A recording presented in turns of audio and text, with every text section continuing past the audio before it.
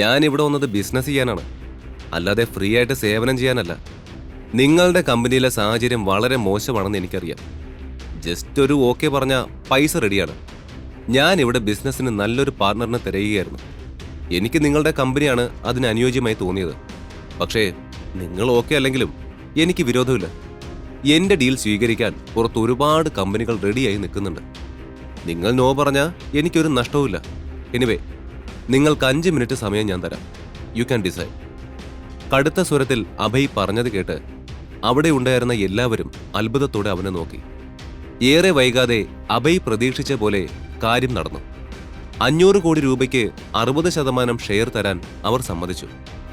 ഒലീവിയയുടെ പുതിയ ഷോറൂമിൽ നിന്ന് പുറത്തിറങ്ങിയ ഋഷിക്ക് അഭയിൽ നിന്ന് പ്ലാൻ സക്സസ് എന്ന സന്ദേശം ലഭിച്ചിരുന്നു. കൂടെ ശ്രീലക്ഷ്മിയുടെ ഒത്തിരി മെസ്സേജും അവന് വന്നുകൊണ്ടിരുന്നു. ഋഷി തിരികെ ഫ്ളാറ്റിൽ കയറുമ്പോൾ ശ്രീലക്ഷ്മി സോഫയിൽ ഇരിക്കുന്നുണ്ടായിരുന്നു.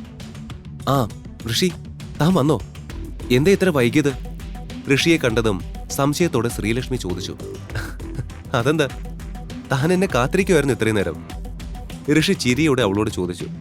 ശോ, താൻ കൃത്യസമയത്താ വന്നത്. വാ, നമുക്ക് എങ്ങോട്ടെങ്കിലും പോവാം. ഋഷി ചോദിച്ചതിന് മറുപടി പറയാതെ ശ്രീലക്ഷ്മി പറഞ്ഞു. അതിനെന്താ, പോവാലോ. എതിർപ്പൊന്നും പറയാതെ സ്നേഹത്തോടെയുള്ള ഋഷിയുടെ ആ മറുപടി കേട്ട് ശ്രീലക്ഷ്മി ചിരിച്ചു. കൊച്ചിയിലെ ഒരു കഫേയിലായിരുന്നു അവസാനം അവർ എത്തി നിന്നത്.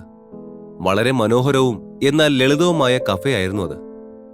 ഹേയ് ഭാര്യയെ, ഇവിടെയാണോ റീയൂണിയൻ?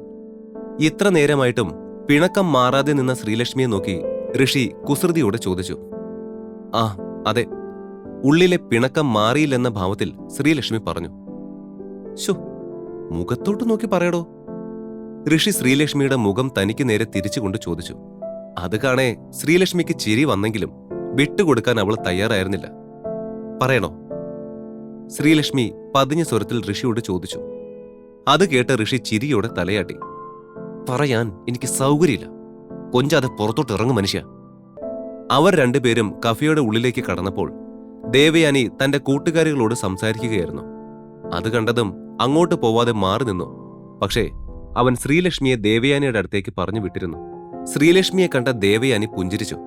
ആ, നീ എങ്ങനെ വന്നതാ മോളെ? ശ്രീലക്ഷ്മിയെ കണ്ടതും ദേവയാനി സ്നേഹത്തോടെ ചോദിച്ചു. ഋഷി വന്നിട്ടുണ്ട്, അവന്റെ കൂടെ പോന്നതാ. മാറി നിൽക്കുന്ന ഋഷിയെ ചൂണ്ടിക്കൊണ്ട് ശ്രീലക്ഷ്മി പറഞ്ഞു. അവനെ കണ്ടതും ദേവയാനി അമ്മയുടെ മുഖത്തെ ചിരി പെട്ടെന്ന് അപ്രത്യക്ഷമായി. ഓ, ഇതാണോ ദേവയാനി നിന്റെ മോള്? സുന്ദരിയായിട്ടുണ്ടല്ലോ. ദേവയാനിയുടെ കൂട്ടുകാരിൽ ഒരാൾ ചോദിച്ചു. കൂട്ടത്തിലൊരു ആന്റി ഋഷിയെ ശ്രദ്ധിച്ചിരുന്നു. ശ്രീലക്ഷ്മി, അതാണോ ഋഷി? അവർ ഋഷിയെ ചൂണ്ടി ചോദിച്ചു. അത് കേട്ട ശ്രീലക്ഷ്മി അതെ എന്ന് പറഞ്ഞു. ഉടനെ തന്നെ അവർ ഋഷിക്കടുത്തേക്ക് നടന്നു. Hi, I am Rukmini. ഋഷിക്കടുത്തെത്തിയതും അവർ അവന് ഷേക്ക് ഹാൻഡ് കൊടുക്കാൻ കൈനീട്ടിക്കൊണ്ട് പറഞ്ഞു. ആ ഹലോ, ഞാൻ ഋഷിൻ. ഋഷി പുഞ്ചിരിയോടെ അവരോട് മറുപടി പറഞ്ഞു. You look so handsome Rishi. Rukmini പറഞ്ഞത് കേട്ട് ഋഷി ചിരിച്ചു. You look so pretty Rukmini ma'am. ചിരിയോടെ തന്നെ ഋഷി മറുപടി പറഞ്ഞു. അത് കേട്ട രുക്മിണി സന്തോഷത്തോടെ പൊട്ടിച്ചിരിച്ചു. ശോ, thank you. By the way Rishin, നീ എവിടെയാ ജോലി ചെയ്ത? എന്ത് പൊസിഷനിലാ? രുക്മിണി അടുത്ത നിമിഷം ഋഷിയോട് ചോദിച്ച ആ ചോദ്യം കേട്ട് ദേവയാനി ഞെട്ടി. ഞാൻ എന്റെ ബോസിനെ പല ഡീൽസിലും സഹായിച്ചിട്ടുണ്ട്. എന്ത് പറയണമെന്നറിയാതെ കുഴങ്ങി നിന്ന ഋഷി പെട്ടെന്ന് രുക്മിണിയോടായി പറഞ്ഞു. എന്താ മോനെ, ഒന്നും വ്യക്തമായി പറയാൻ അറിയില്ലേ നിനക്ക്? നിന്റെ ജോലിക്ക് പേരില്ലേ? നിന്റെ കമ്പനിക്ക് പേരില്ലേ? രുക്മിണി അവനെ നോക്കി ചോദിച്ചു. ഞാൻ അഡ്വക്കേറ്റ് ആയിട്ടാണ് ജോലി ചെയ്യുന്നത്. ഋഷിയുടെ പെട്ടെന്നുള്ള മറുപടി കേട്ട് അവിടെ ഉണ്ടായിരുന്നവരെല്ലാം ഞെട്ടി. അഡ്വക്കേറ്റിനെയാണോ ദേവയാനി മകളെ കെട്ടിച്ചു കൊടുത്തത്? രുക്മിണി ചിന്തിച്ചു കൊണ്ടിരുന്നു. ദേവയാനിയും രുക്മിണിയും വളരെ കാലമായി സുഹൃത്തുക്കളാണ്. എന്നാൽ ദേവയാനി ഇക്കാര്യം തന്നോട് പറഞ്ഞില്ലെന്ന കാര്യം ഓർക്കെ രുക്മിണി അസ്വസ്ഥയായി. അവിടെ ഉണ്ടായിരുന്ന എല്ലാവരും ഋഷിയെ ഒരു റോൾ മോഡൽ പോലെ നോക്കിക്കണ്ടു.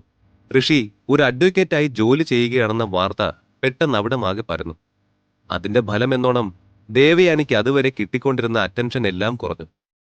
മരുമോൻ വക്കീലായിരുന്നോ? എന്നിട്ട് നീ എന്താ ഞങ്ങളോടൊന്നും പറയാത്തത്? രുക്മിണി പതിഞ്ഞ സ്വരത്തിൽ ദേവയാനിയോട് ചോദിച്ചു.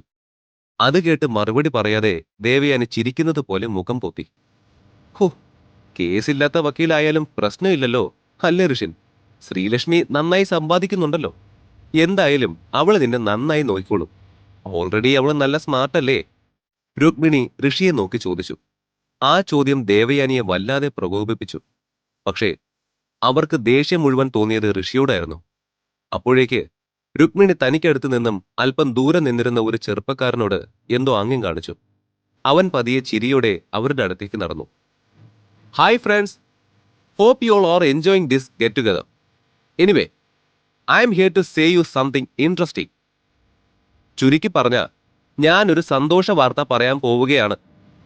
അവൻ രുക്മിണിക്ക് അടുത്തെത്തിയതും രുക്മിണി എല്ലാവരെയും നോക്കി പറഞ്ഞു. അവർ പറയാൻ പോകുന്നത് എന്താണെന്ന് കേൾക്കാൻ എല്ലാവരും ആകാംക്ഷയോടെ അവരെ തന്നെ നോക്കി. ഈ മാസം 26-നാണ് മകൾ ഇന്ദുവിന്റെ വിവാഹം. ഈ നിൽക്കുന്ന വൈഷ്ണവാണ് വരൻ. തനിക്കടുത്ത് നിന്ന് ആ ചെറുപ്പക്കാരനെ കാണിച്ച് രുക്മിണി പറഞ്ഞു. അത് കേട്ടതും വൈഷ്ണവ് ചിരിയോടെ എല്ലാവരെയും നോക്കി. ഉടനെ രുക്മിണിയുടെ മകൾ ഇന്ദുവും മുൻപിലേക്ക് വന്ന് വൈഷ്ണവിനൊപ്പം നിന്നു. കല്യാണ ക്ഷണം വരെ രുക്മിണി അവിടെ വെച്ച് തന്നെ നടത്തി. പക്ഷേ അവിടെയുള്ളവരെല്ലാം വൈഷ്ണവിനെ കുറിച്ച് ചികയുകയായിരുന്നു. ഏറെ വൈകാതെ അവനൊരു വലിയ കമ്പനിയിൽ മാനേജരാണെന്ന് എല്ലാവർക്കും മനസ്സിലായി. അത് രുക്മിണിക്ക് വല്ലാത്ത അഭിമാനവും ദേവയാനിക്ക് നേരിയ തോതിൽ അപമാനവും നൽകി. രുക്മിണി തന്റെ ഭാവി മരുമകൻ വൈഷ്ണവിനെ ദേവയാനിക്ക് മാത്രമായി പരിചയപ്പെടുത്താൻ കൂട്ടിക്കൊണ്ടുപോയി. ഒത്തിരി സന്തോഷം മോനെ കണ്ടതിൽ. ഇന്ദുമോളെ പൊന്നുപോലെ നോക്കാൻ നല്ലൊരു മോനെ കിട്ടിയല്ലോ, ദേവയാനി ചിരിയോട് അവരോട് പറഞ്ഞു. തുടർന്ന് ശ്രീലക്ഷ്മി അവിടെ വരുമ്പോൾ രുക്മിണി ശ്രീലക്ഷ്മിയെ വൈഷ്ണവിന് പരിചയപ്പെടുത്തി. മോനെ വൈഷ്ണവ്, ഇത് ഈ ആന്റിയുടെ മരുമകനാണ് ഋഷി. പക്ഷേ ഇവനിപ്പോൾ ഒരു ചെറിയ കമ്പനിയിൽ അഡ്വക്കേറ്റ് ആയിട്ട് ജോലി ചെയ്യുക. കഷ്ടമല്ലേ അതൊക്കെ?